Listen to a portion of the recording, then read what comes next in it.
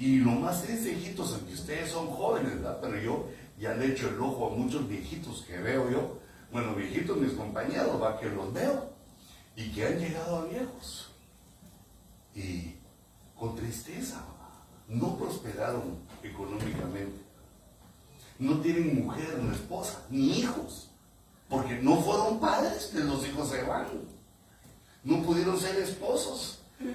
La señora, pues no sé si encontró otro su jovencito, otro su viejito, también lo dejó. Porque nadie tiene por qué soportarnos. Nadie tiene la obligación de soportarnos.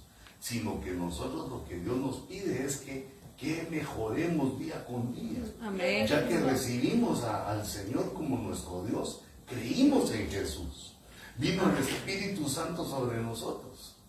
Y entonces ahora lo que toca es que obedeciendo la palabra, alcancemos cosas gloriosas, cosas tremendas. Aleluya, amén. El que obedece, prospera económicamente. El que obedece, restaura su matrimonio. ¿Y qué otra cosa habría que restaurar? Digamos, en el trabajo. Pero digamos, como te miro joven, tal vez vas a la escuela. Bueno, yo creo que a todos los miro jóvenes, vamos, porque es como que, a comparación de Matusalén, todos somos muchachitos, ¿verdad? Aleluya. Mimos y todo lo que vivió ese hombre, pero digamos, si cuando uno es joven, empieza a gobernar esta parte de su vida, uno tiene una madurez bienaventurada. Por eso es que hay gente, hermanos, que tiene. Y uno le dice, mire, perdón, Señor, yo sé que estudio, que tiene. Yo soy cristiano. Me he ido bien, sembré bien. Hacemos las cosas que, digamos, a Dios le agradan. Y entonces la vida nos sonríe, nos cambia.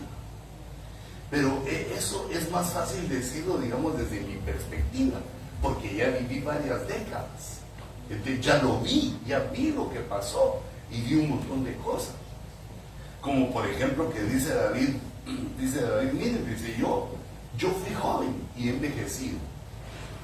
Imagínate las décadas que pasaron desde que fue joven hasta ahora que era un viejito, que había envejecido. Y dijo, no he visto justo desamparado en todas esas décadas de su vida, ni a sus hijos que mendiguen pan. Aleluya. Estaba diciendo, yo he visto cómo Dios bendice en generaciones. La generación del que decide obedecerme y de aquellos que vienen atrás, como los hijos, los nietos. Así es como Dios se maneja, bendiciendo de generaciones en generaciones. Y eso pues, yo anhelo para ti porque sé que venís a la iglesia, que sos oveja del pastor y que tenés palabra. Ahora, es tu decisión. Nadie te va a estar vigilando qué haces o qué pensás. El que quiere, lo logra. Amén. Fíjate, ¿será que Dios no podría enriquecer a todos los hombres? Amén. ¿Y por qué hay pobres? ¿Te das cuenta? Digamos, yo lo sé bien porque tuve una época en mi vida que fui pobre. Yo empecé a ver que la vida me sonreía hasta que acepté a Cristo. Me fue duro, y bueno, mis papás y yo con ellos. Entonces, desear tener una ropa, desear tener cosas que el hombre desea y que es lícito que lo deseemos porque Dios quiere que mejoremos. Entonces, yo te ofrezco esta puerta que se llama Jesús. Aleluya. Y por eso te quiero, quiero ministrar esto. ¿Cómo se entiende esta grandeza de lo que nos sucede a los hombres? Déjenme voy aquí a mi iPad, que ese es el lugar donde pues trabajo. Ahí sentadito. Entonces, mira cómo le llamé a eso. Línea de tiempo de los Adanes. Nosotros nos llamamos la raza humana, pero al principio, desde que nosotros hemos recogido información por la Biblia, porque ya son hace 6,000 años que pasó eso, ya hace mucho, ya Solo con la memoria, ya eso es inmemorial, no se queda en la memoria, pero Dios lo dejó por escrito. Nosotros somos los Adanes, ese es el nombre que Dios nos puso. Adán nosotros lo tomamos como un nombre propio, pero no, Dios a nuestra raza le llamó los Adanes. Aún Eva se llamaba primero Adán. Eva se llamó Eva hasta que empezó a dar a luz, hasta que ella fue la madre de los vivientes. Pero ustedes fíjate, una línea de tiempo quiere decir, bueno, es una línea en la cual vamos a ver hechos que sucedieron en el tiempo que nos van a ir dando una idea de esto que te quiero decir, quiénes somos nosotros. Digamos, nosotros somos la raza humana, ¿verdad? O los Adanes. A mí me gustan más los Adanes, ¿verdad? Porque estamos haciendo caso a la Biblia. Porque si te das cuenta, lo que nos ofrece la ciencia es decirnos que descendemos de los animales. Y si lo ves bien, es un insulto. Porque no hay una comparación entre lo que es un humano y entre lo que es un animal, por muy desarrollado que esté el animal, que digamos dicen, no, es que los delfines se comunican y todo, pero no te vas a comparar con un delfín, son trompudos y viven bajo el agua. Dice otro, digamos, los loros también hablan. ¿Cómo te vas a cómo un Adán se va a comparar con un loro? Los loros no tienen voluntad, o sea, no se puede comparar. O digamos, como nos quieren hacer creer, hijito, pero yo te digo, apelo a tu sentido común, que nos comparen con los monos. Pues a mí me gusta eso solo cuando me siento como Tarzán. Porque digamos en la película Tarzán llegó a ser el rey de los monos, porque hay una diferencia, que tal vez el mono tiene más fuerza, pero el intelecto le gana la fuerza, la inteligencia le gana la fuerza, la sabiduría le gana a un ejército. Entonces, lo que Dios nos puso aquí funciona mayor que cualquiera de los animales. Entonces nosotros debemos hacer esa diferencia y entender que esto es una creación, no es una evolución. Amén. Aunque también evolucionamos, pero dentro de lo creado que Dios nos creó. Porque mira qué perfección la del cuerpo humano. Los deditos bien hechos, cada uno en su lugar, nos sirve para mantenerlos bien parados. Mira el rostro, cada quien con un rostro diferente, las huellas digitales. Y mira, y todos tenemos rostros diferentes. Y no hay feos. Porque lo que pasa es que uno desarma lo que Dios le dio, man. A puro hamburgués desarma uno lo que Dios le dio. Pero Dios no hace cosas feas. Dios no hace seres feos. Amén. Y por eso te das cuenta que siempre un hombre encuentra a una mujer y una mujer encuentra a un hombre, porque la fealdad es subjetiva, es que uno piensa que lo es, pero no. O para algunos es fea porque tiene las orejas apachadas o tiene orejas de vampiro, lo critican a uno. Pero llega una persona que le dice, qué lindas sus orejas. Que la persona que uno le gusta a ella y ella le gusta a uno. Y yo te he contado que lo he visto eso, digamos, en los casos de amor en la iglesia. Que digamos un muchacho se ha querido casar con una muchacha y entonces yo le he dicho, mira, pero quiero que la veas bien porque no me vas a decir después que no la viste bien. Porque mira, y esta mijita está algo gordita. ¿La querés así? Y él me ha dicho, hermano, yo amo por libra.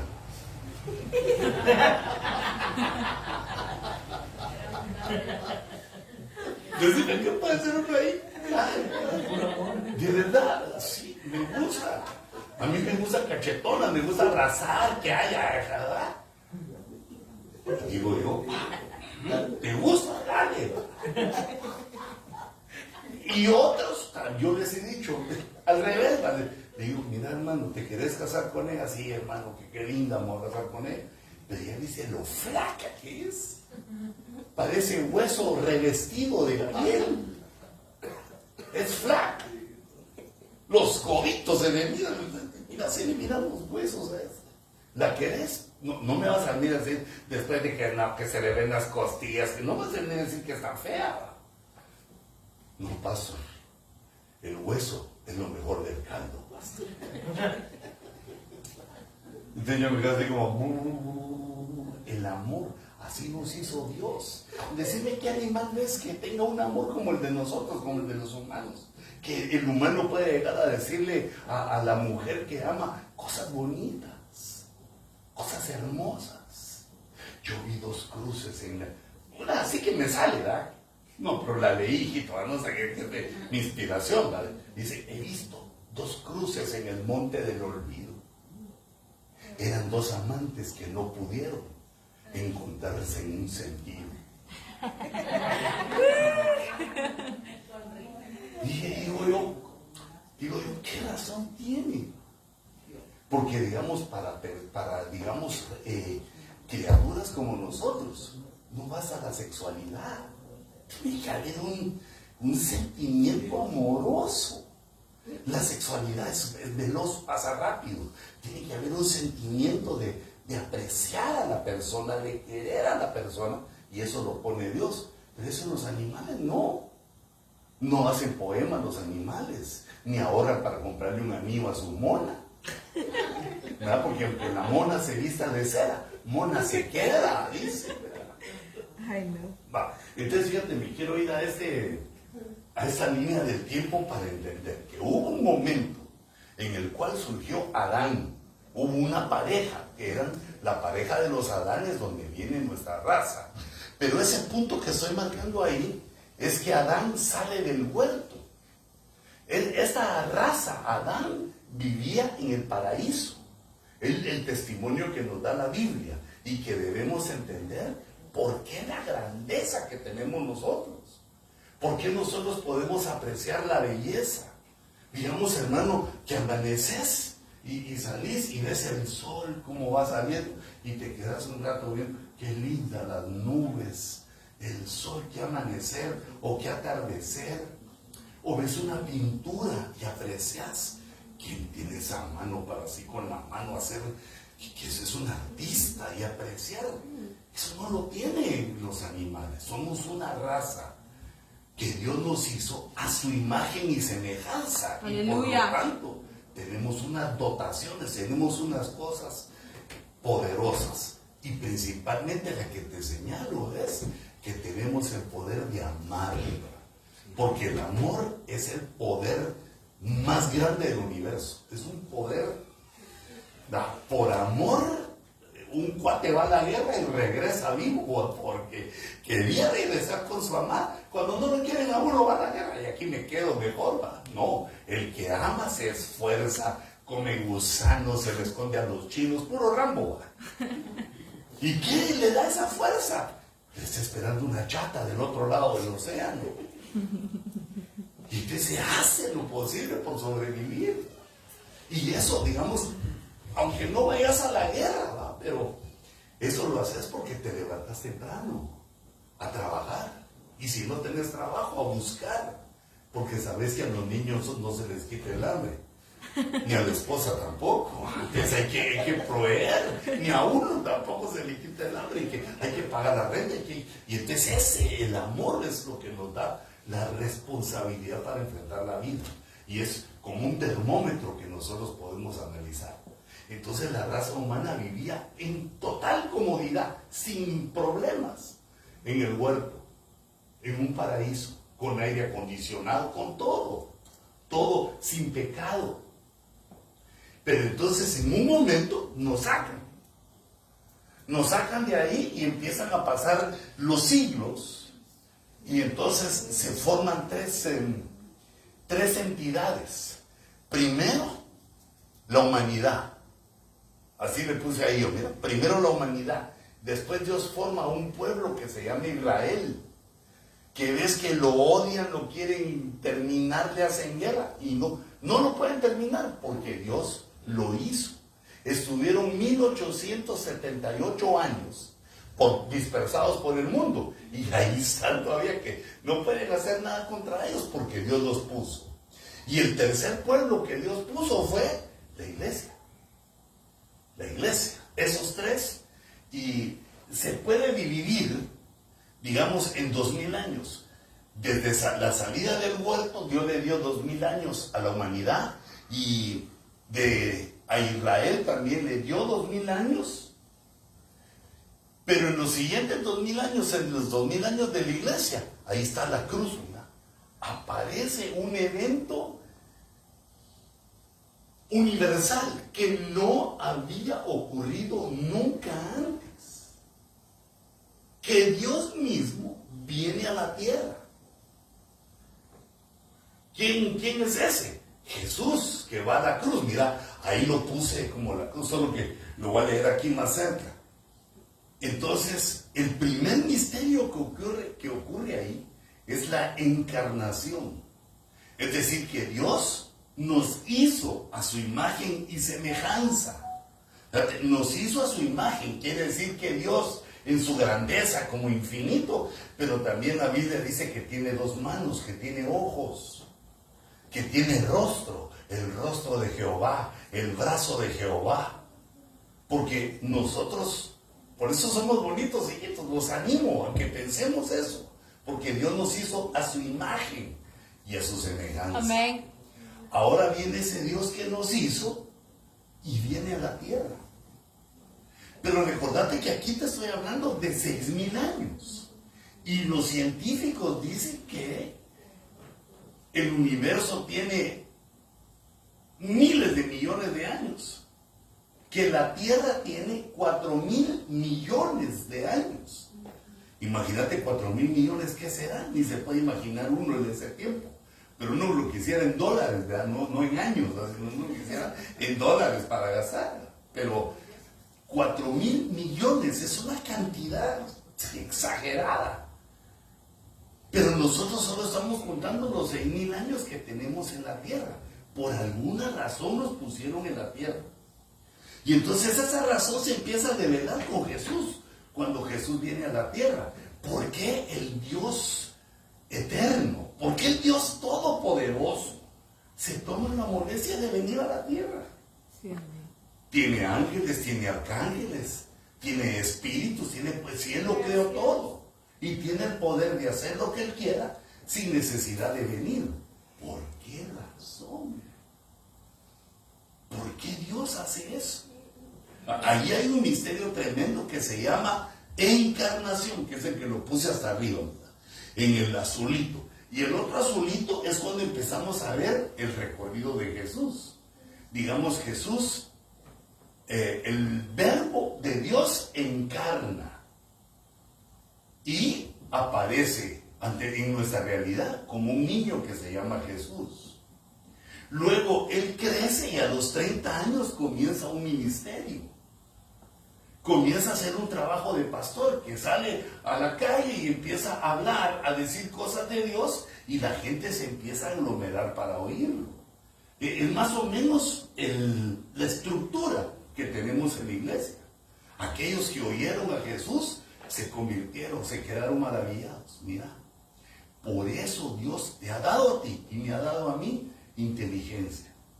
Dios nos ha dado intelecto para que al oír las palabras que brotan de Dios, de la Biblia, con esa inteligencia las comprendamos y tomemos las decisiones necesarias para que nos vaya bien o no, como tú quieras, como uno quiera. Cada quien labra su futuro, pero yo te aconsejo que mejor hacerlo para que te vaya bien. Como dijo aquel narrador mexicano, dijo, qué bonito es lo bonito. Ni modo, dije, si lo bonito es bonito, pero, y como diciendo, oye, ya no hay más palabras para decir esto, que nos vaya bien y que obedeciendo a Dios alcancemos cosas buenas y bonitas. Es un estado de la vida que pocos llegan a probar, que se llama felicidad, que está también descrita en la Escritura, está escrita en la Biblia. Felicidad, la forma de llegar a ser feliz no la sabemos. Todos fracasan. Sin Dios, sin ese ser divino que encarna y viene a enseñarnos cómo es que se llega a la felicidad, no podemos alcanzarla. Nos quedamos de envidiosos, de celosos, de murmuradores, de lo malo nos alcanza. Y entonces sembrando lo malo, como te decía, viene el mal. Entonces empieza su ministerio y empieza a predicar. Después del ministerio, lo crucifican. Sin haber pecado, nadie podía dar un testimonio de que Jesús hubiera pecado. Y lo crucifican como que si fuera un maleante. Luego de la crucifixión, ocurre algo también maravilloso, la resurrección. Pero todo esto Dios viene hablando. Digamos, primero el misterio que Dios aparece en nuestra realidad, la encarnación. Luego el misterio de que la gente lo oye y lo sigue. Por miles, se convierte en miles cuando Él habla en su ministerio. Luego dijimos la crucifixión, que injustamente lo maten. Y entonces nos empieza a explicar la Biblia que Él murió porque hay un principio bíblico que dice que la paga del pecado es la muerte. Amén. Y por cuanto todos nosotros hemos pecado, estábamos condenados a morir. Entonces Él, al venir y al dejar que lo crucificaran, Él lo permitió, porque Él le dijo a uno de los, a Pilato creo que le dijo, si yo le pidiera a mi padre ahorita, me mandaría 12 legiones de ángeles, un ejército de ángeles, pero no lo voy a hacer porque yo sé por qué voy a la cruz, ¿va? Voy a morir para que yo pague el precio que ustedes tenían que pagar. El precio que los pecadores tenían que pagar, que no lo pueden pagar, lo voy a hacer yo. Voy a morir por los pecadores. Yo que no he pecado, doy mi vida por ustedes. Ese es el mensaje de la crucifixión. Y luego el mensaje de la resurrección es que los que han muerto no es que dejaron de ser, no es que sea inexistencia la muerte, sino que el periodo de vida se acaba del cuerpo, pero el alma y el espíritu son eternos. Es decir, que son eternos no porque empezamos desde como Dios, ¿verdad? Sino que desde que Dios nos creó para adelante, somos eternos porque nos hizo a su imagen y semejanza. A partir de que nos creó en nuestro espíritu, empezamos a ser eternos. Y entonces ahora nos dice, ¿sabes por qué resucito? Porque todos los muertos van a resucitar. Ninguno de los Adanes, ninguno de la raza humana va a quedar sin resucitar. Todos van a resucitar. ¡Ay, sí! ¡Gloria a Dios! ¿Que nos vas a llevar al cielo? No. Todos van a resucitar después de dar cuentas. Y los que hicieron mal van a tener su paga en el infierno. Y los que hicieron bien, me los voy a traer para conmigo. Aleluya. Amén. Fíjate que voy pasando en una como cafetería, en un mall de California. Estoy pasando y entonces pedí un té y me quedé esperando y estaban dando una película en la televisión. Y entonces apareció uno de aquellos malos, pero malos. Era un nazi. Una película de la Segunda Guerra Mundial. Era un nazi, están agarrando un cuate, pero en Guatemala se dice a puro patín, es decir, a pura patada. ¿Va? El otro está tirado en el suelo y le patean la cara, el estómago. Uno se puede hacer el quite de unas patadas, pero cuando ya son muchas, te vencen. Entonces así lo están pateando. Y hay una monja, una señora vestida de monja. No era señorita, era joven. Estaba así parada, viendo. Y entonces lo terminaron de patear y el jefe de los nazis la vio. Y ella así viendo, la vio y caminó hacia ella. Y dije, ay, eso te van a trancasear a esta mi muchachita, dije yo. Bueno, se menciona, se mete en las películas. ¿No? Y entonces llegó y le dijo, ¿qué miras? Le dijo, pero sí, bravito. Aquella gente dice, ¿qué miras? Porque el hombre sabe ser duro. Y entonces ella le dice, así con su vocecita de mujer, ¿verdad? Así, chiquitísima, delgadita, le dice: arrepiéntete o te vas a rostizar en el infierno. Yo me quedé viendo esas, dije: wow, qué valiente, va. Porque el otro daba miedo, acababa de malmatar a uno y ella se atrevió. Y entonces él estaba así con la cara de malo, y cuando oye lo que le dice, le pega, cambia su semblante y se queda: vete, ya no puede. Y entonces a mí eso me gustó, esa parte, y empecé a echar ahí mi tecito ahí viendo lo que seguía, porque me interesó.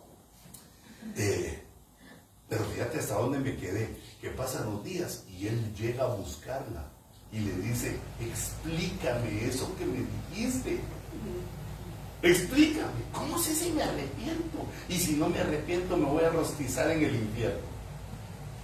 Y entonces ella le empieza a explicar como ella ve el evangelio. Pero fíjate, yo quiero extraer esto, algo de esto, que todos nosotros lo sabemos en nuestro interior, lo sabemos. Tenemos una idea vaga, lo sabemos, de que el que hace el mal, eso no se va a quedar solo así.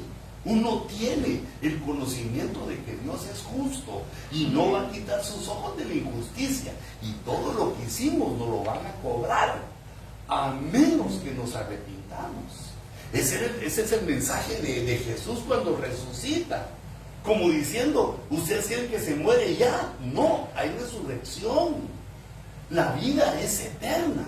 Lo que se acaba es el cuerpecito que tenemos, pero nos van a dar uno bueno. Yo tengo la esperanza de conocer pronto ese cuerpo, porque la Biblia dice que ya no vas a tener panza. Gloria a Dios. Pronto.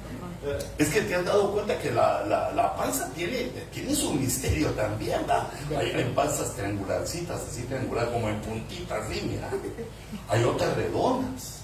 Hay otras que yo les llamo expansivas, porque no son así, sino que se expanden. Una cinturita de 46, ¿verdad? Pero fíjate cómo es de lindo Dios, que traía uno con su pancita y la esposa no quiere a uno. Ay, no coma eso, que le va a crecer más la panza. Pero no le dice: córtese la panza con un hacha, ¿verdad? Y también uno, ¿verdad? Cuando toma ya la cinturita de su esposa, así era cuando tenía 18 años y uno se casó, ¿verdad? Pero era 6 hijos después, ya la cinturita ha aumentado. Pero uno todavía toma su cinturita y la ama aún así, ¿verdad? Pero fíjate, ¿por qué me pongo a hablar de eso? ¿A quién le estará hablando el Señor? Uno ama a su esposa como estaba. Pero hijita, siempre cae bien hacer un cosita para que estés así, pura Coca-Cola en el desierto. No, pero con todo respeto. Fíjate que mi esposa es bandida. Se ha conservado mi esposa. Fíjate que yo, digamos, esa fue una pasada hace unos meses, que allá donde vivo se llama North Lake. Hay un parque ahí cerca donde yo vivo. Entonces vamos caminando, ¿va? ¿Te imaginas el apóstol Veda con su pantalón corto? Eso no lo hago delante de usted, ahí es que me da vergüenza. Entonces ahí yo con ella con mis tenisitos, ahí mi pantalonetilla, mi camiseta, tomar el sol acá, con mis anteojos oscuros, así, puro James Bond, ¿va? Y entonces voy con ella, vamos caminando los dos, y da la vuelta así un carro de jardineros, nuestros compañeros ahí, los Latin people, ¿va? Dan la vuelta y se nos quedan viendo, ¿va? Y yo, pues, a saludarlos iba cuando me dicen: adiós, suegro, ¿no? Todavía me hubieran dicho: adiós, cuñado. Y yo me quedo con mi esposa y le digo: ¿oíste? Sí, oí, ¿ya viste? Me dijo: ¿viste? ¿Te das cuenta cómo? Porque para ella fue una flor y bien linda, pero yo al menos lo salía corriendo. Imagínate a qué hora los iba a alcanzar ellos en carro. Pero es que como te quedas calladita, te agarro confianza y yo te empiezo a contar otras cosas. Pero hermanos, vamos a resucitar. Aleluya. Nosotros somos eternos, ya no vamos a morir. Todos los que se han muerto van a resucitar y van a tener que dar cuenta de lo que hicieron. Y ahí solo hay dos caminos, no hay intermedio. Hay dos caminos, o la salvación o la perdición. Eso no se lo inventó ningún hombre, eso no se lo inventó la religión. Eso claramente lo indica la Escritura, la Biblia. Se lo revelaron desde los primeros hombres. Pero después de la resurrección, Jesús hizo otra cosa tremenda. Pero ¿crees que la leo? Lo glorifica, resucita, sube al cielo y lo glorifica. Fíjate, uno de los Adanes, el Dios eterno, encarnado en un cuerpo de un Adán, resucita y lo elevan al cielo, y Dios, el Padre, lo sienta a su diestra y lo glorifica, porque es Dios. Y mira qué tremendo. Y ese mensaje, ¿qué es lo que nos quiere decir? Que también los que aceptemos a Cristo, los que nos metamos en Cristo, cuando llegue el momento de la salvación, también nosotros vamos a ser gloriosos. Claro, no como Dios, ¿verdad? Dios tiene la gloria divina.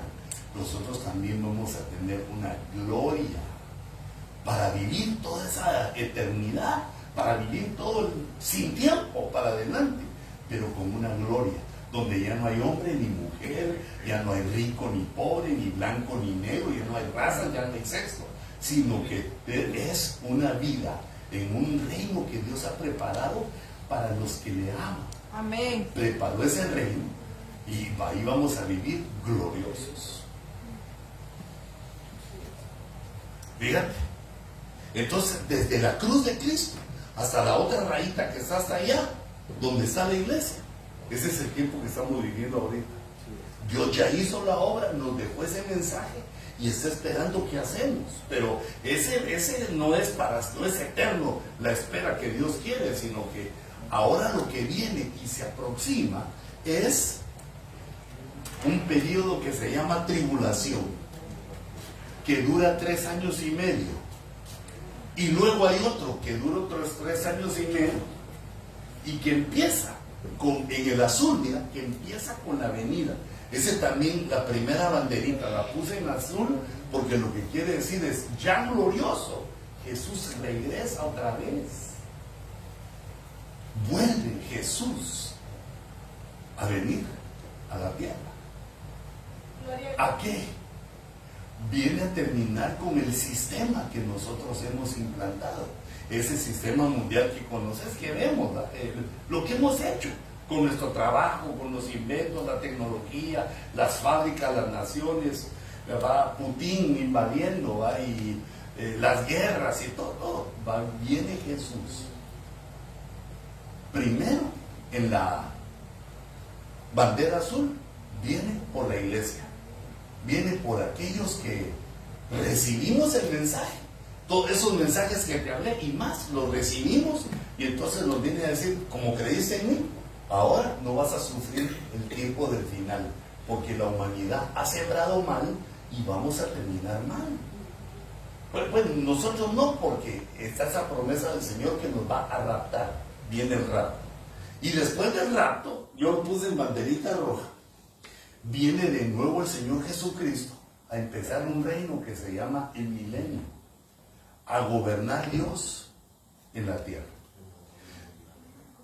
Y mira, entonces yo hice este análisis, ¿verdad? Con lo que dice la Biblia, cómo es que la humanidad es interrumpida, cómo es que la vida en la tierra es interrumpida, porque Dios viene a la tierra. ¿Qué puse ahí al final? La venida pública. Esa venida de banderita roja arriba es cuando todo ojo le verá. Si Dios viene a la tierra como es, todo ojo le va a ver. Aunque la tierra es redonda, ¿verdad? El chino que está aquí abajo y no se cae, ¿eh? El chino que está aquí abajo y nosotros aquí arriba, pero todo le vamos a ver en su venida, porque Él es Dios. Dios es el que puede estar en todas partes al mismo tiempo. Así es. Entonces fíjate que Dios hace algo, porque sabe que somos incrédulos. Nos empieza a dar testimonios. Porque todo lo que te he dicho es invisible. No se mira nada en nosotros. Somos como cualquier otro humano, por fuera. Pero por dentro sí hemos cambiado.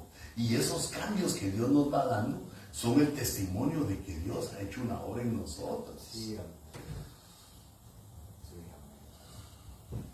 Pero para mientras, la iglesia, ahí lo puse en un cartoncito rojo, está procurando recuperar a los Adanes. Los Adanes que olvidaron su llamamiento, que olvidaron nuestro origen, que Dios nos creó, y que entonces por haber olvidado a Dios, va a la perdición. Y entonces por medio de Cristo nos están rescatando a nosotros.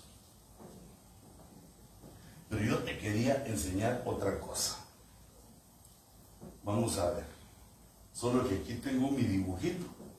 ¿Se mira ahí lo que hago? No. Fíjate pues, aquí tengo un dibujito. Te lo voy a explicar con mis palabras y después lo quiero leer. En el principio, no en el principio, en la eternidad. 5 minutos antes de que Dios empezara a crear, no había nada, solo Dios. Todo lo que existía es Dios.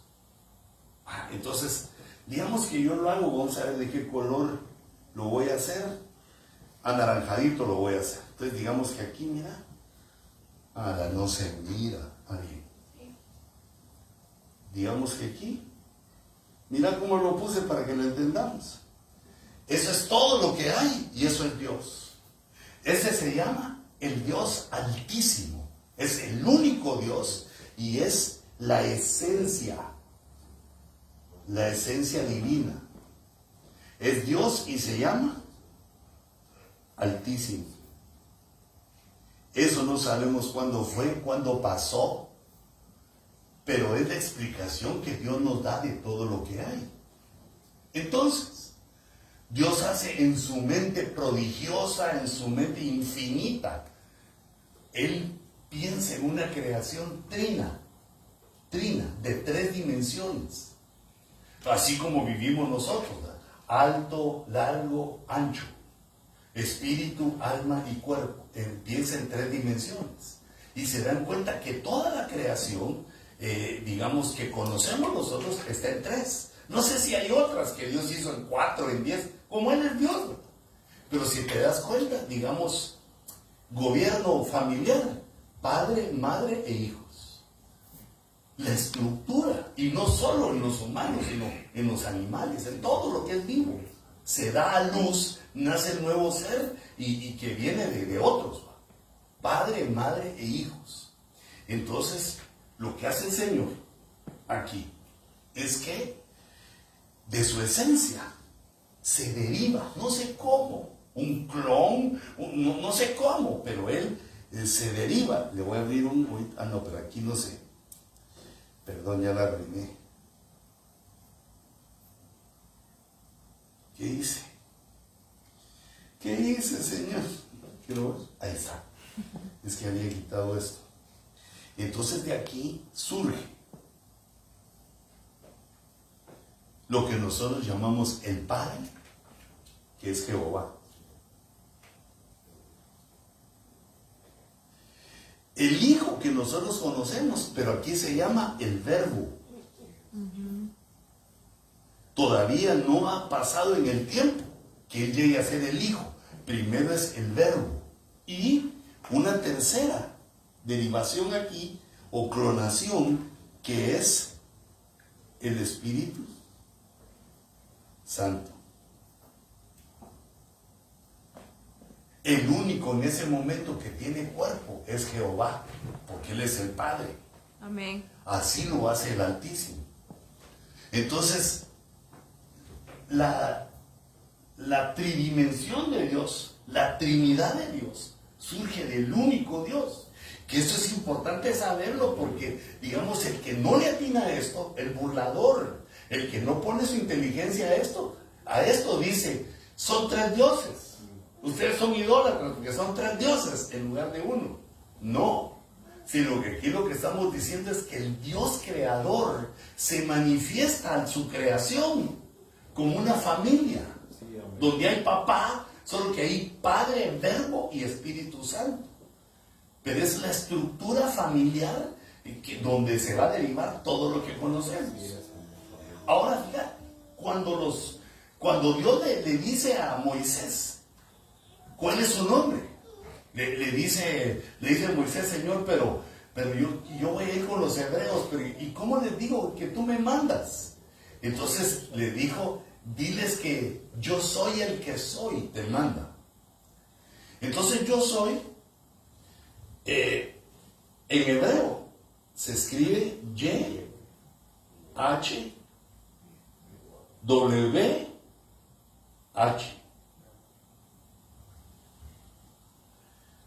Esas 4 letras. Pero en español y en todos los idiomas, eso no se puede leer porque no tiene vocales. El idioma hebreo tiene esa limitación para los otros idiomas, limitación para aprenderlo, para mí, porque, ¿cómo decimos eso? No se puede, no hay vocales. Entonces, nuestros hermanos antiguos de hace siglos, que empezaron a estudiar la Biblia, lo que hicieron es que le pusieron así, mira, le pusieron una E aquí, pero te la voy a poner de otro color para que se mire. Donde si a mí me gusta lo bonito también, ¿no? Primero quiero borrar esta raya fea, luego vamos a ver, quiero poner bien la H que me la eché aquí, mira, y ahora quiero poner en mira, en verde. Ahí le pusieron una E, después le pusieron aquí una O y una A, para que dijera Jehová, Jehová. Pero en el siglo XVIII, ya hace años, hijitos, ya hace muchos, o 17 creo que fue, por lo menos hace 300 años, el español cambió y en lugar de Y se empezó a escribir con J. Por eso es que nosotros sabemos, a veces en algunas versiones leemos Jerusalén y dice Jerusalén. Dice Jerusalén con Y, porque con el tiempo se cambió la Y por la J y por eso quedó el nombre Jehová. Es decir, que no es algo inventado, sino que es el nombre que Dios dio, pero le pusimos las vocales para poder decir Jehová, como gringo, Jehová. Y también Jehová me gusta. Y, digamos, los católicos hicieron otra cosa. Solo le pusieron aquí, le pusieron una A y una E. Entonces dice Yahvé, Yahvé. No Yahvé, la Yahvé es la Kiva, no, Yahvé. Porque cambiaron las vocales. Entonces, digamos, uno está leyendo la Biblia, una Biblia católica dice Yahvé, pero la palabra que está ahí es YHWH.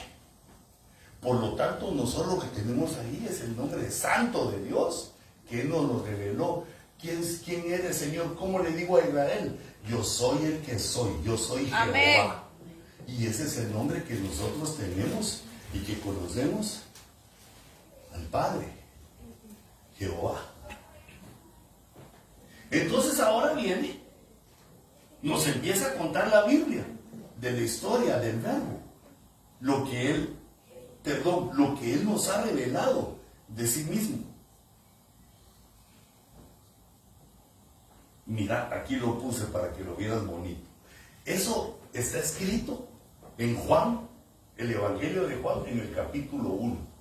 Porque esto Dios lo hace, el Espíritu Santo lo hace para que nosotros, los gentiles, los que no teníamos, digamos, una filiación con Israel, entendiéramos esta profundidad, porque nos conviene.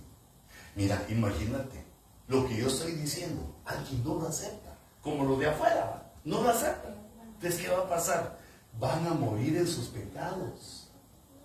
Van a morir así porque todos nos morimos, ¿va? Pues reprendemos al diablo en el nombre de Jesús, ¿va?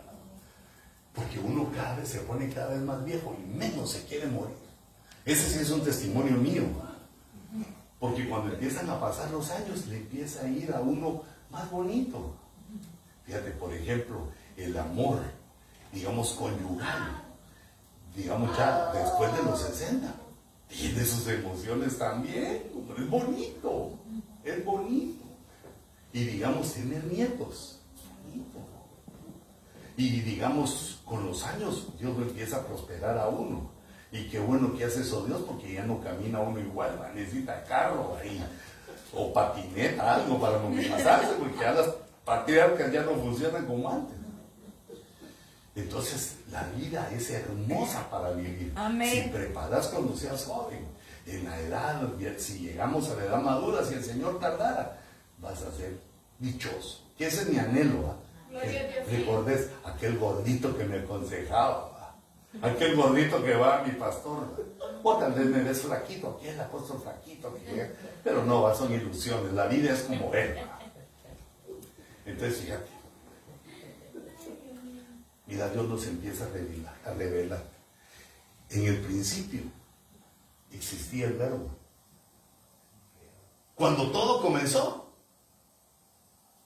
antes de eso no había nada, solo Dios. Amén. En el principio, en el inicio, en el principio, ya existía el verbo. El verbo es anterior a la creación. Fíjate, dice después, y el verbo estaba con Dios. Está el Dios Altísimo y ya el verbo, que también es Dios, está hablando, ya es otro personaje, es una personificación. El verbo y el Altísimo están ya hablando. Porque dice, y el verbo estaba con Dios.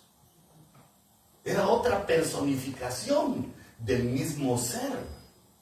Eso es algo que nosotros no podemos, los humanos no podemos hacer.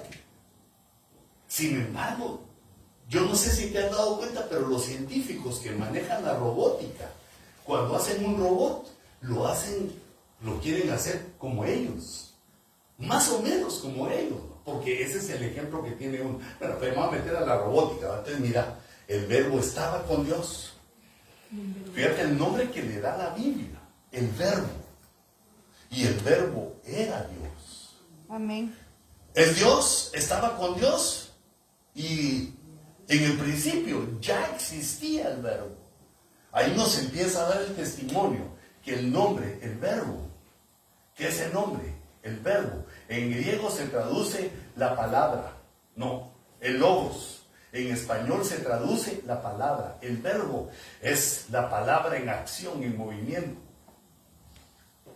Y además dice, en el verso 2, Él estaba, el verbo, estaba en el principio con Dios.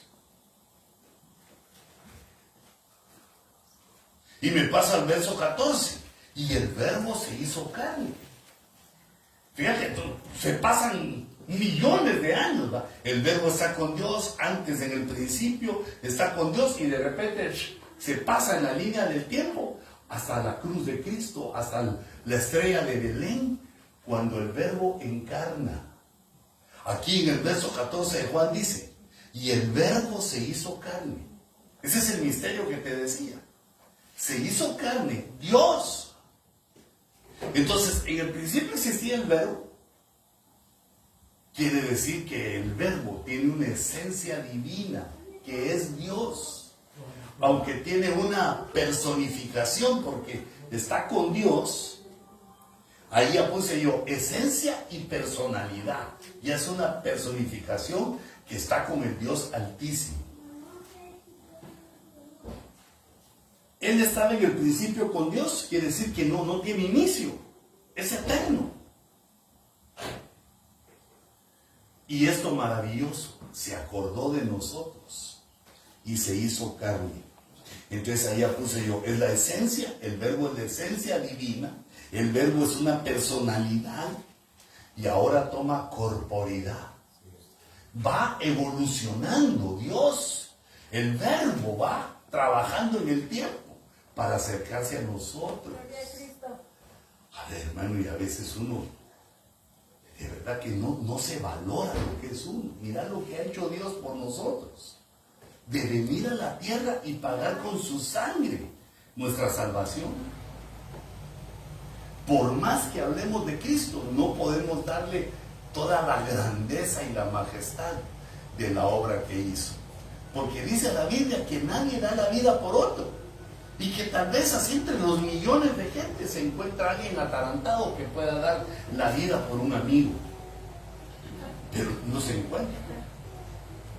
Lo que sí yo he visto y te animo, que uno da la vida por su esposa, esos hijos.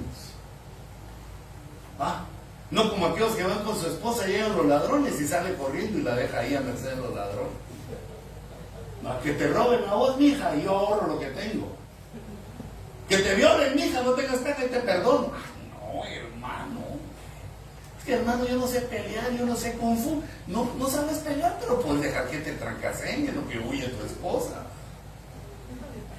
No te da ese ánimo, así como que, no puedo, esta chata nadie me la toca porque es mía. Mira lo que hizo Cristo por nosotros. Aún sin conocernos, porque eso sucedió hace poco menos de 2000 años. Entonces fíjate estos versos maravillosos.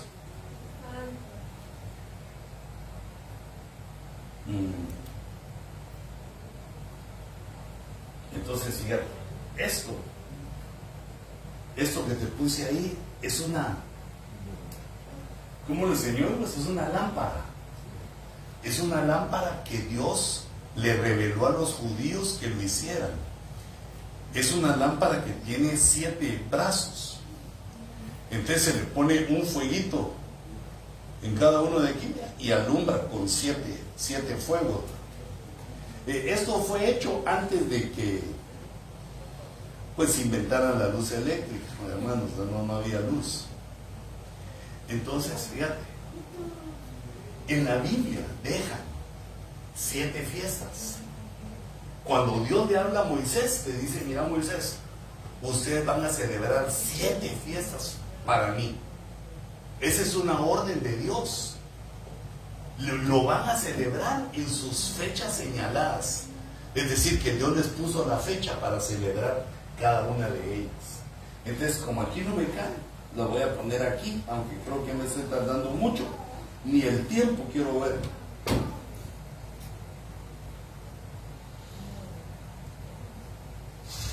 Chale, hermanos, ¿cuánto llevo, hijita? ¿No lo puedes contar ahí? 52. 52. Minutos. 1 hora de introducción. Así con pena, así como travieso, así como... Fíjate, entonces todavía me quedan unos minutillos para procurar terminar esto. Entonces viene Dios y le dice a Moisés: mira, vas a celebrar estas fiestas así en el año. Primero vas a celebrar la fiesta de la Pascua. Luego vas a celebrar otra fiesta. Inmediatamente después de esa fiesta, a los 3 días, vas a celebrar una fiesta de los que se llama panes sin levadura.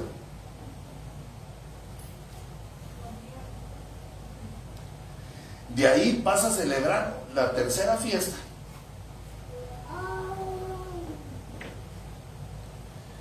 Esa se va a llamar la fiesta de las primicias o primeros frutos. Y luego vas a celebrar la fiesta de la cosecha, que nosotros la conocemos como Pentecostés. Luego otra fiesta. Aquí pasaba un tiempo, después de la 4ª fiesta, pasaba un tiempo y al final del año se empezaba a celebrar la 5ª, que es la fiesta de las trompetas. La 6ª fiesta es la fiesta de... Voy a poner la 7ª antes de que se me olvide y ya no escribo. Aquí la voy a poner. La 7ª es la fiesta de las trompetas. Y la 6ª es una fiesta que se llama... ¿No te acuerdas, pastor? Pero los tabernáculos es la séptima, ¿verdad? Es cuando. ¿No? Ay. No, ya me está fallando. No, reprendo, renuncio. Vamos a ver, esta es la de tabernáculos.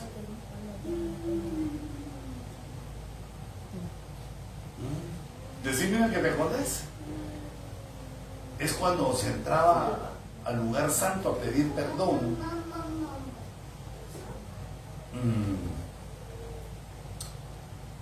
Bueno, pero de 7 a 6 quiere decir que todavía faltan otros 10 añitos, ¿va? Ya hecho 10 años, vas a ver 5. No, reprendo. ¿Cómo se llama la fiesta? ¿Viene la fiesta de las trompetas? ¿Ah? Decime un nombre así para que me... Es la fiesta de... Bueno, ahorita me voy a recordar. No es la... Pero se parece, fíjate. Bueno, pero entonces, fíjate, empecemos con esa 6, ahorita en la que me recuerdo de la número 6. Entonces viene Jesús y cuando va a la cruz, le están diciendo que se está celebrando la fiesta de la Pascua. La fiesta de la Pascua, como te he dicho antes, según me acuerdo yo, era que llevaban los hebreos un cordero, le abrían el cuello y derramaban la sangre y luego lo ofrecían en el altar. Jesús cumplió la fiesta de la Pascua como el Cordero de Dios. Luego la fiesta de los panes sin levadura es que Jesús es el pan que descendió del cielo. Amén. Y sin levadura es porque la levadura tipifica en la Biblia el pecado. Él descendió a las profundidades de la tierra después de haber entregado su vida. Fue a hacer un trabajo a las profundidades de la tierra. Por eso estuvo 3 días y 3 noches en las profundidades de la tierra. Y la distancia que había en esas 2 fiestas era de 3 días. O sea que Dios nos estaba mostrando que ya tenía el plan y que Jesús iba a cumplir esas 3 fiestas. Entonces los panes sin levadura es las profundidades de la tierra. Luego las primicias es que cuando Jesús resucita, las primicias es la resurrección, porque Jesús es el primero en todo, el primero en todo, en resucitar. Y luego 50 días después viene el bautismo con el Espíritu Santo.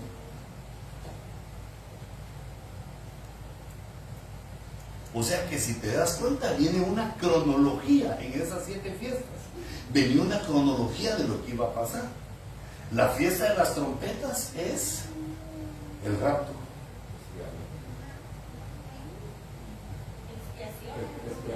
Linda, expiación es la número 6. Es que si te das cuenta, la palabra expiación se oye en español, pero nadie sabe el significado si no le explica. Como también es la palabra resurrección. Alguien que no ha oído nada de Cristo, le dicen resurrección. ¿Qué es eso? Porque todos los hombres estamos acostumbrados a que el que se muere, se murió. Adiós, ya no lo vemos, se murió. El concepto de resurrección, el concepto de expiación, esas palabras, aún Pascua, son palabras que hemos adquirido con el conocimiento de la revelación que Dios nos dio. Entonces, la expiación, la voy a poner para no confundir aquí, es el periodo de tribulación. Y tabernáculos es el milenio. Entonces, digamos, esas 7 fiestas, todos los años los judíos lo celebraban.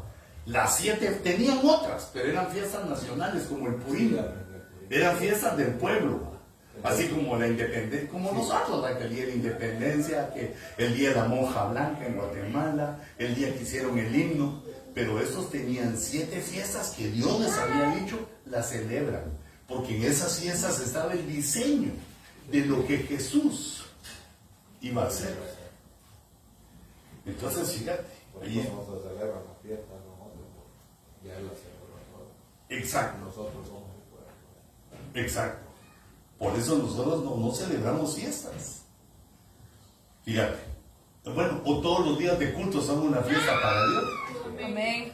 Entonces, fíjate lo que, digamos, venían los judíos.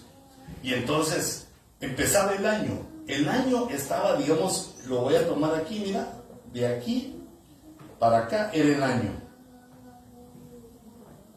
Y se empezaban a celebrar las 7 fiestas. Se celebraba la Pascua, los panes sin levadura, se empezaban a celebrar las 7.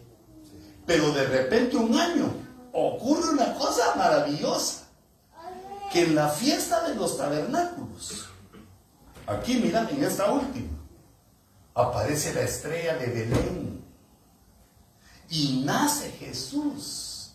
Jesús, por eso sabemos que no nació en diciembre, y que la fiesta que se celebra en diciembre es una fiesta pagana.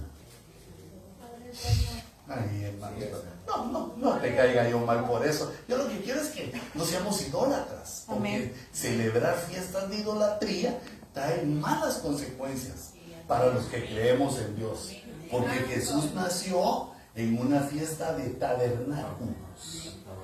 Por eso dice en el capítulo 1 de Juan, donde está lo del verbo, dice en la versión 60, dice que Jesús tabernaculizó con nosotros.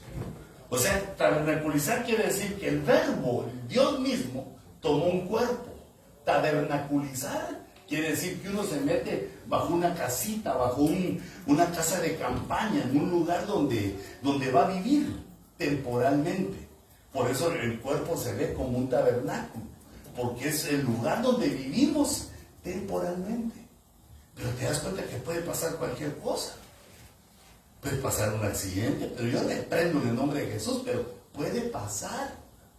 O que venga uno bien covidiado 19, ¿verdad? Y te estornude, ¿verdad? Reprendo. Yo creo que nosotros ya agarramos defensa contra el COVID-19, pero imagínate a alguien que se enferma y se muere. Hay un accidente y uno se muere. Pero estoy diciendo, no porque yo lo desee, sino porque eso le activa a uno su conciencia de que la vida no es para siempre. Que la vida que tenemos se puede ir. Y digamos, uno ve que hay personas que llegan al cementerio con unas cajitas así, blancas, mira. Su hijo, también los niños se mueren. Es en la panza de la mamá, se mueren. La muerte está rodeando a la humanidad desde siempre, y por eso es que vino Dios, para ofrecernos la vida, si queremos. Pero entonces, fíjate, en este año, que fue, digamos, el año 1, que empezamos a contar nuestro calendario, en el año 1, cuando se celebró la fiesta de los tabernáculos, los sacerdotes estaban celebrando la fiesta y Jesús nacía, tabernaculizaba a Jesús. Luego pasan, ahí puse, mira, Sukkot es en hebreo la fiesta de los tabernáculos. Y ahí te puse, mira, ahí nace Jesús. Esa fiesta se celebra entre septiembre y octubre. Ahí es donde va esa fiesta, no en diciembre. En diciembre 24 y 25 se celebraban los antiguos la fiesta al sol, a Tamuz, a todos esos feos. Pero entonces, fíjate, pasan 33 años y cuando iba a comenzar, aquí lo puse según me recuerdo yo, vamos a ver. Ahí puse, mira, entre las dos menorá, hay 33 años y medio. Quiere decir que el año, después de 33 años y medio, ocurre algo. Aquí en este otro año, mira. De aquí, voy a calcular de aquí para acá, que es el año 34, donde murió Jesús. Murió en el 33 y medio, que ya es el 34. Ahí murió Jesús. Y él muere en la fiesta de la Pascua, que es la primera. Por eso los junto ahí, mira. La fiesta de la Pascua, que era la primera de las 7, murió. Y nació en la última de las fiestas. Ahí se juntan como de esa manera, con la menorá, con ese candelero. Se junta para que entendamos que eso estaba planeado, programado. Eso no fue algo que ocurrió que Jesús vino, sino que Jesús, es decir, el Padre le dio la estructura a Moisés por medio de una profecía que quedó en el antiguo pacto. Pero yo hice otro mi dibujito bien bonito, hombre. Bueno, por lo menos a mí me gustó. Entonces, mira, fíjate pues. ¿Por qué el verbo encarna? Procuremos entender ese misterio, porque para eso nos dieron el intelecto. El verbo encarna, es lo que puse aquí, para tomar características de criatura. Porque requería el pecado de la humanidad sangre, pero no cualquier sangre. Tenía que ser como la sangre de los corderos, pura y sin mancha. Y toda la humanidad tenemos sangre en las venas, pero hemos pecado. Entonces esa sangre no la recibe el Señor como ofrenda. Por eso el verbo iba a encarnar, porque necesitaba tener características de criatura para poder morir y derramar la sangre. Y además, para hacer la redención de todo el universo. Porque no solo la tierra es rebelde, no solo en la tierra hay pecado, sino que el pecado ha usurpado en todo el universo. Deben haber miles o saber cuántas creaciones que también están como nosotros, caídos, y que están esperando la misericordia de Dios. Entonces, fíjate, entendiendo, el verbo deja sus cualidades de Dios, deja sus cualidades eternas, pero no deja de ser Dios. Cuando encarna el verbo es verdaderamente Dios y verdaderamente hombre. Se funde en ese cuerpo que es Jesús. Pero Él no deja de ser Dios. Se hace mortal para ir a la cruz, para morir por ti y por mí. Pero en su casa con sus padres que eran adoptivos, Él va creciendo y desarrollándose. Va creciendo en conocimiento, en gracia, y va empezando a entender cuál es el plan que Dios tenía para él. Crece y se desarrolla como un humano normal. Y su misión final, ser el Rey eterno, Rey de reyes y Señor de señores. Volver a tomar la autoridad de toda la creación, de lo visible y de lo invisible, de lo que está en la tierra, que somos los Adanes, y de lo que está en el cielo. Quiere decir que por lo menos 3 cosas que me vienen a la cabezota, de que nos da una idea por qué el verbo encarna, para poder hacer el sacrificio de nuestro perdón, para poder traer salvación a toda la creación y para llegar a ser Él el Rey. Y a Dios metido en la realidad, en la creación, Dios metido en la creación para ser el Rey de reyes y Señor de señores. Todavía tenés otro ratito para mí, pero que no nos van a cerrar donde venden hamburguesas, ¿verdad? Porque amar sin ser amado es como irse a dormir sin haber cenado. No sé si te parece eso. Mira entonces cómo comienza la Biblia. En el capítulo 1 de Génesis. Y verso 1 dice, en el principio, cuando Dios comenzó a crear, antes del principio no había nada. Después del principio empiezan a haber cosas que Dios crea. En el principio creó Dios. Yo subrayé ese Dios porque ahí está hablando del Padre. El Padre es el que crea. La creación es hacer algo de la nada. Eso no lo podemos hacer nosotros. Nosotros necesitamos, como humanos, una materia prima para hacer algo, para crear algo con nuestro intelecto. Pero el poder de Dios es que de la nada crea. Amén. En el principio creó Jehová, el Padre. Creó, mira qué creación, los cielos y la tierra. Date cuenta que los cielos y la tierra es una creación física.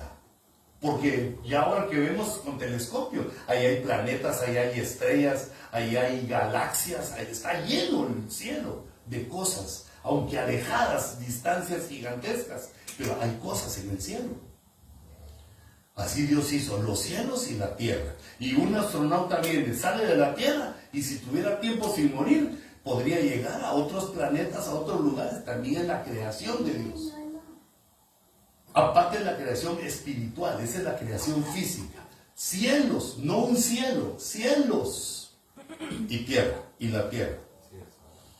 En el verso 2 dice, y la tierra estaba sin orden y vacía. Había ocurrido un cataclismo, porque Dios no construye ni crea cosas en caos. Digamos que Dios se lo entregó a alguien, alguna creación, le entregó Dios la tierra y se envolvieron con el pecado y así estaba, sin orden y vacía. Las tinieblas cubrían la superficie del abismo y el Espíritu de Dios, en el verso 1 aparece Jehová.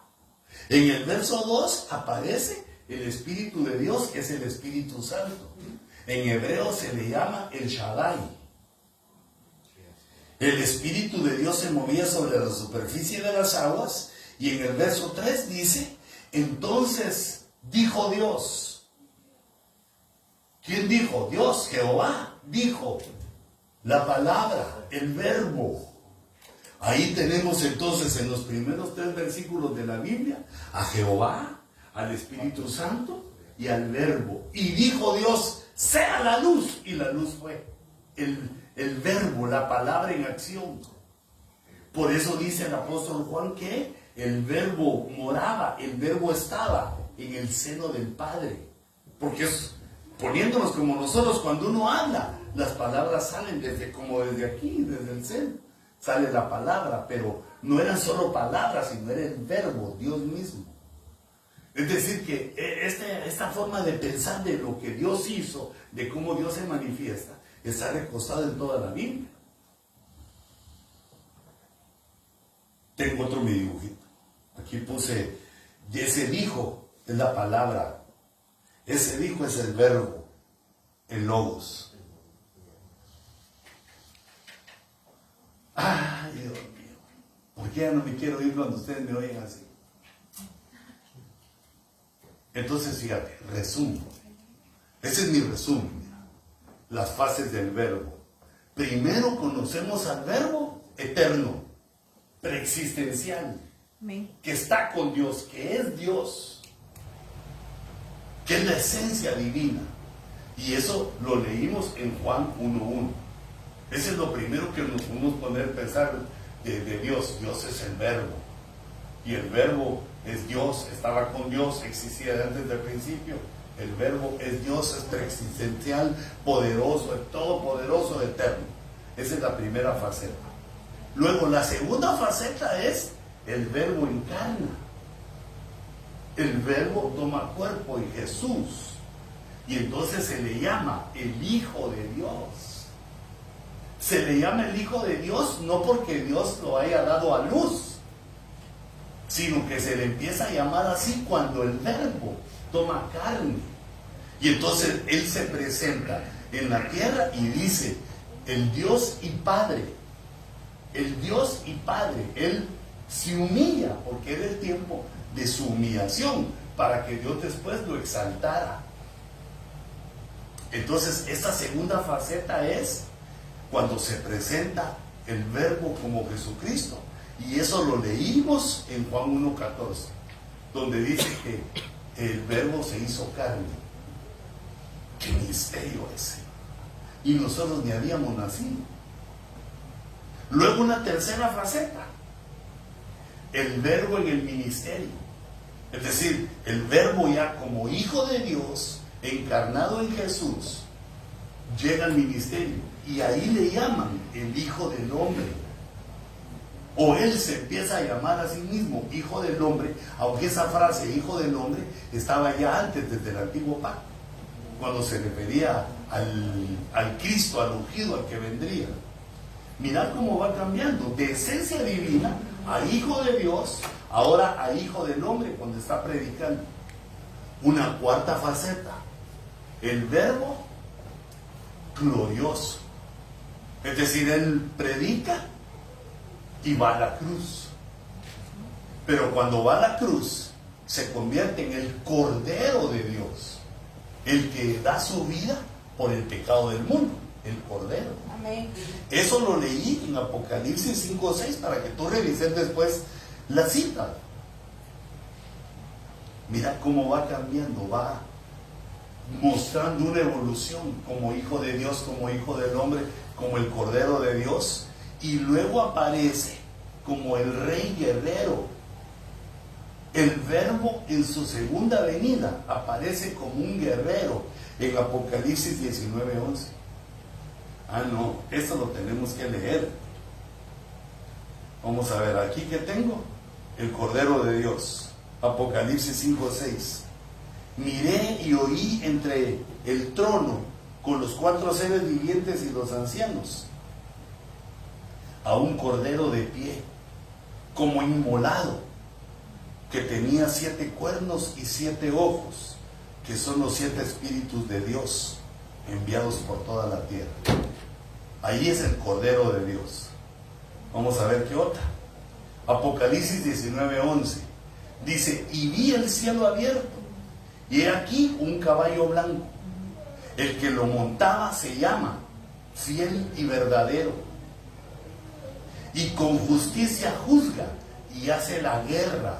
Viene como guerrero, hace la guerra, pero con justicia.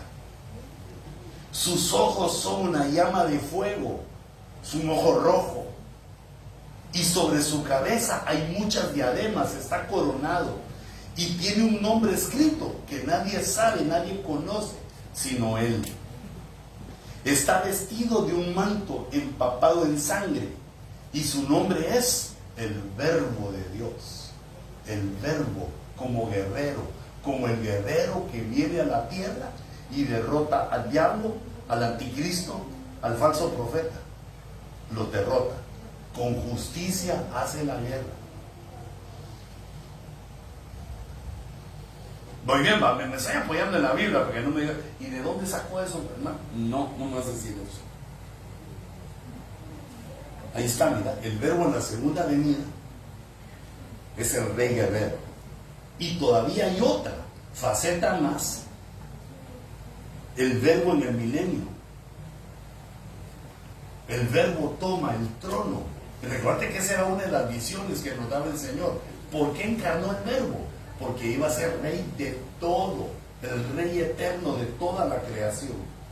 Y eso lo vemos en Apocalipsis también, solo que en el capítulo 22, creo que es este, vamos a ver, 22:1. Y me mostró un río de agua de vida, resplandeciente como cristal, y salía del trono de Dios y del Cordero. Esa fuente de agua, ese río que vio Juan, salía del trono del Padre y del Cordero. Siguiente verso. No, me salté el verso 3. Y ya no habrá más maldición. Eso se va a acabar a donde vamos. Ya no va a haber maldición, ni enfermedad, ¡Aleluya! ni lágrimas, ni dolor, ni suegras. Ya nos vamos a casar. Ya no habrá más maldición. Y el trono de Dios y del Cordero estará allí. Sí, el Cordero en su trono, entronizado, coronado, majestuoso. El Cordero, que yo lo pongo aquí en esta última faceta, como el Verbo en el milenio, gobernando la tierra, sentado en su trono, como un Rey eterno. Y de ahí viene el juicio final y la entrada al reino de Dios.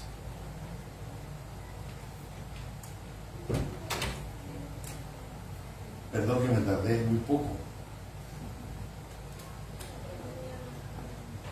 pero no sé por qué traen ellos esto en mi corazón. Como que la vez pasada quise hablar algo así y no pude porque nos agarró la tarde. No, a mí me agarró la tarde. Bueno, tengo otras cositas, pero ya mucho. Mejor no te perdas un próximo sábado en julio. A menos que ya no invites de apóstol porque habla mucho, se habla mucho. Pero ténganme paciencia. ¿Cuándo los vengo a visitar de vez en cuando? Cada 2 meses vengo. ¿Me permiten orar por ustedes? Pónganse bien, chicos. Mirad quiénes somos. Mirad el plan que Dios tiene para nosotros. De que vivamos eternamente, sin sufrimiento. Ese era el plan que Dios tenía desde el paraíso para nosotros, pero la serpiente, ¿va? O como dicen aquellos que odian a las mujeres, culpa de Eva. A la pobre Eva le echan la culpa. La serpiente fue la que engañó. Pero nosotros somos un real sacerdocio. Somos una nación que Dios nos ve santa. La iglesia, Dios nos ve como una nación santa. Nos ve como un linaje escogido. Quiere decir que Dios tenía un montón de creaciones de linajes. Y dijo, los Adanes. Y ahí venimos nosotros. Nos eligió Dios. Cierra tus ojitos un momentito. Porque si nosotros logramos ver esta grandeza de lo que Dios piensa de nosotros, esto nos da la fuerza para comportarnos de una manera que sea agradable a nuestro Dios. De creer la palabra que está escrita y obedecer lo mejor que podamos, de acuerdo a nuestra voluntad y a nuestra fuerza, que podamos obedecer para agradar a Dios, para no provocar su ira, su enojo. Padre, Señor, tú eres el Dios de los ojos de llama de